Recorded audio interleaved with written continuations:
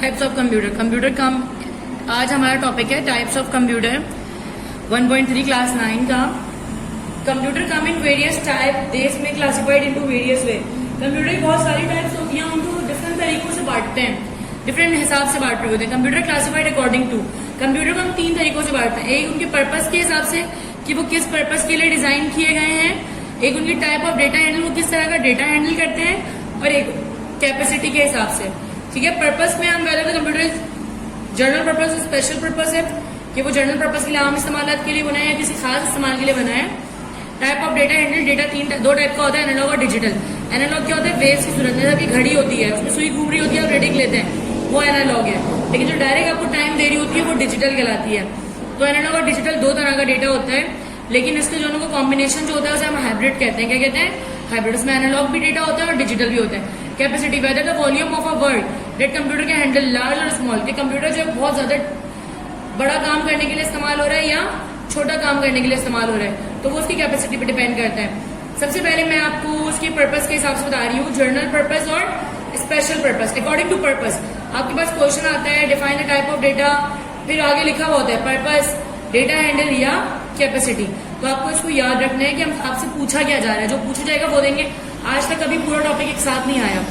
General purpose special purpose का differentiate भी याद कर सकते हैं, उसको पैराग्राफ बना के भी लिख सकते हैं। These computers are designed to handle variety of different problem to meet different needs.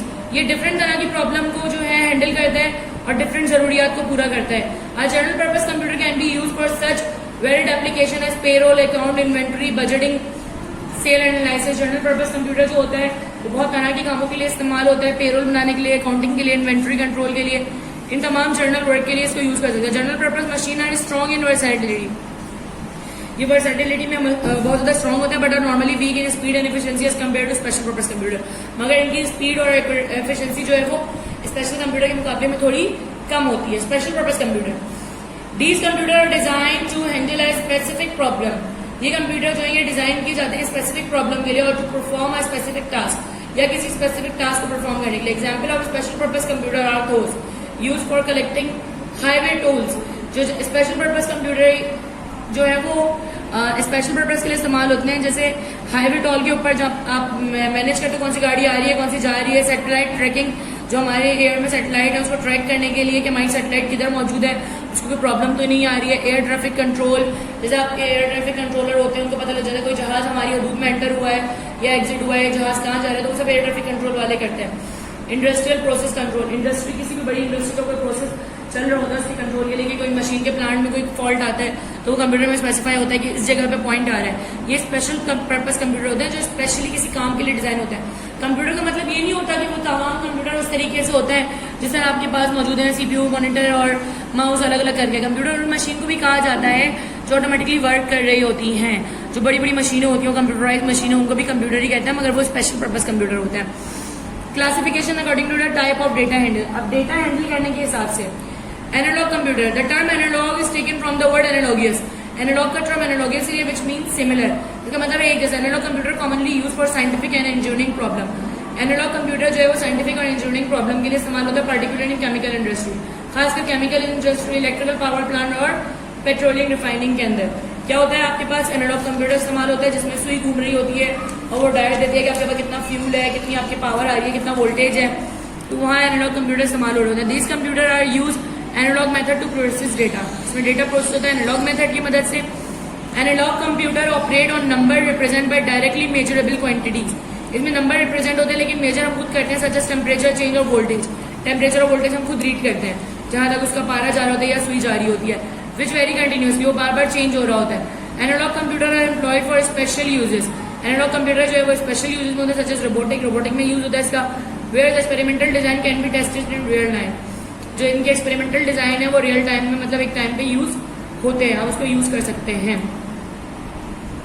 Digital computer, digital computer are computer that specialize in counting. Digital computer होते हैं काउंटिंग करते हैं, उसमें माहिर होते हैं। Unlike the analog computer which receive data in a continuous form. Analog computer में continuous form में डेटा आता है, हमें खुद रीड करना होता है। Digital computer handle value that are discrete, 0 और 1।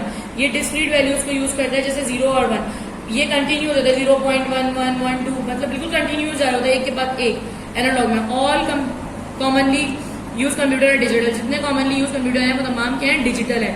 एनालॉग वर्सेस डिजिटल कंप्यूटर, ये इनका डिफरेंशिएट है, जिनमें data representation, data type, signal type, transmission, इनको हम डिस्ट्रीब्यूट करेंगे। इसमें रिप्रेजेंट डेटा कंटिन्यूसली होता है, इसमें डिस्क्रीटली होता है 0 and 1, ये नंबर्स की फॉर्म में होता है। Signal type continuous varying electromagnetic wave, इसका सिग्नल कंटिन्यूस होता है, वेव्स की सूरत में होता है, और इसका पल्स स्प्लिट कर रहा होता है, जैसे एक दफा आया, एक दफा नहीं आया, एक दफा आया, एक दफा नहीं आया, sequence of time, on and off. Mean of transmission of analog signal without regard to their content, इसका ट्रांसमिशन बिल्कुल कंटिन्यूस होती है, इसके कंटेंट में कोई फर्क नहीं आता। Concern with content of signal, इसमें सिग्नल कंसर्न होता है, अगर सिग्नल ब्रेक होता है तो आपका डेटा डिस्टर्ब हो सकता है। Application, measurement of different physical quantities, scientific application, different physical quantities को मेजर करता है, साइंटिफिक एप्लीकेशन देता है, ठीक है। Application, business, science and home, digital computer जो है वो बिजनेस, साइंस के इस्तेमाल में और घरों में इस्तेमाल होता है। Digital technology is more popular than analog technology, digital technology analog से ज्यादा यूज होती है for mainly following reason.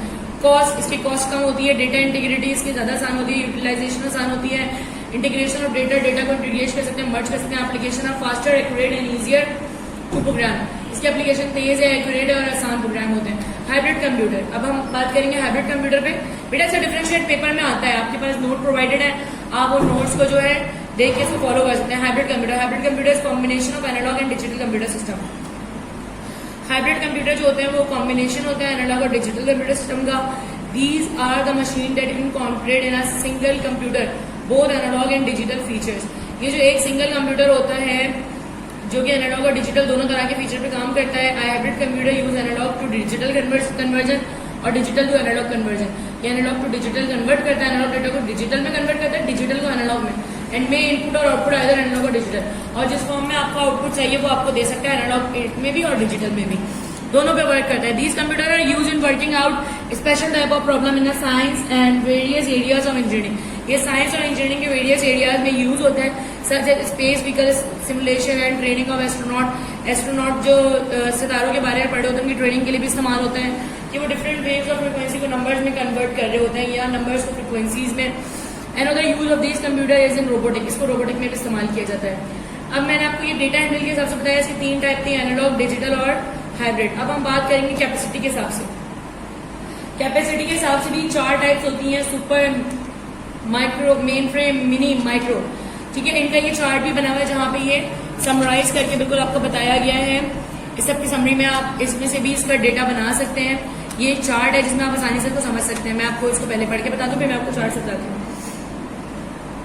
Super computer, these are the largest and fastest machine today where numerical computation is carried out at a speed of 50 million operation per second, 1 million में 50 million से ज्यादा काम आप इस पे कर सकते हैं। Super computer very sophisticated machine design to perform complex calculation and fastest speed, ये बहुत सोफिस्टिकेटेड होती है मशीन, मतलब बहुत एहतियात से बनाई जाती है, बहुत पेचीदगियों के साथ, और ये बहुत कॉम्प्लेक्स, मुश्किल से मुश्किल कैलकुलेशन बहुत तेजी से कर लेती है। Super computer are use to model very large dynamic systems such as a weather pattern, national or global weather forecasting, satellite tracking, cold testing of atom and nuclear weapon carrier research.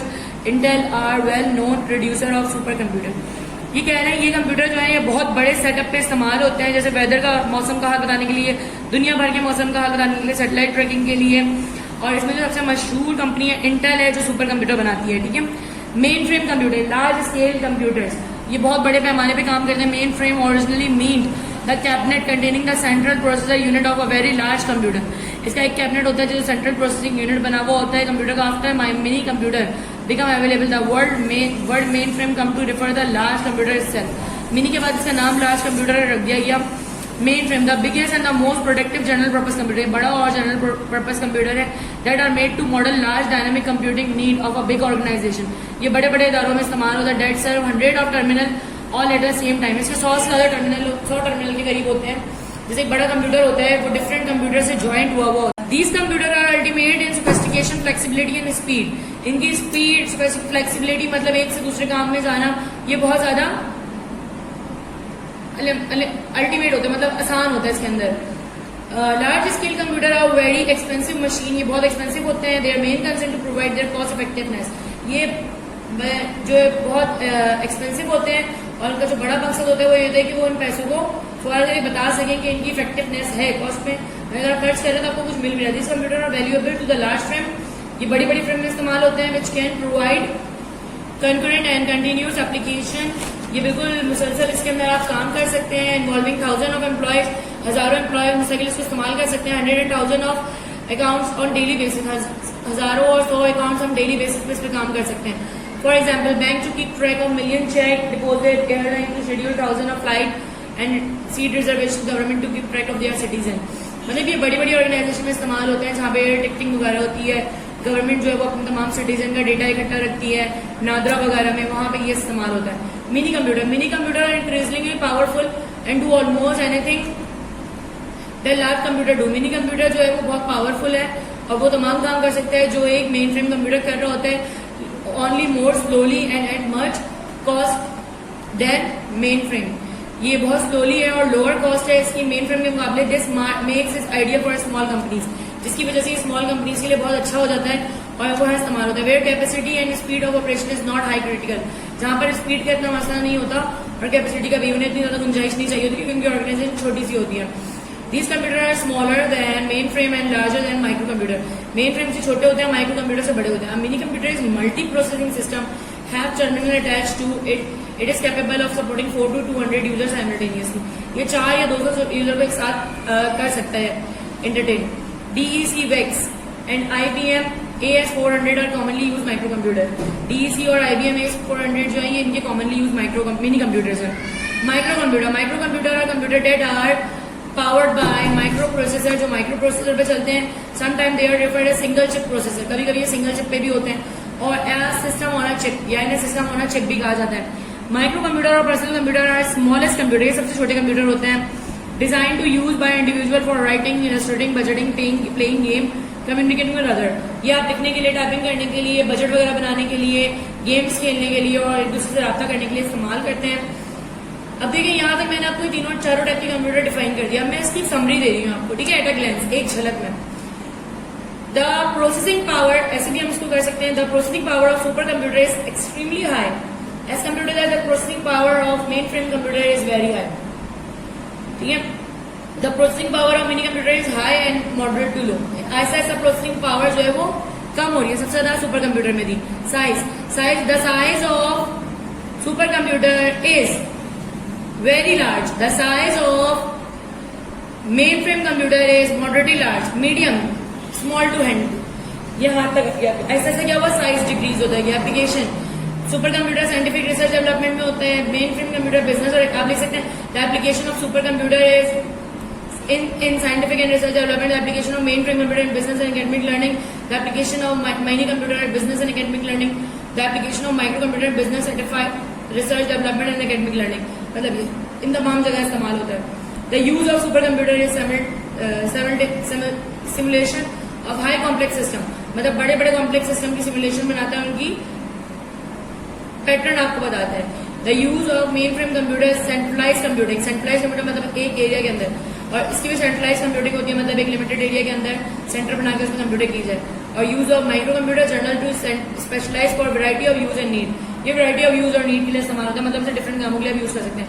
The user of super computer federal agency research organisation, इसको इस्तेमाल करने वाले ये लोग होते हैं। The user of mainframe computer business and universities, the user of mini computer business and universities, the user of micro computer professional in business, scientific and academic field, मतलब ये तमाम जगह पे इस्तेमाल होता है। तो ये एट अ ग्लैंस इसकी एक छोटी सी झलक थी। नेक्स्ट टॉपिक हम नेक्स्ट वीडियो में करेंगे। आज के लिए इतना ही, अल्लाह हाफ़िज़।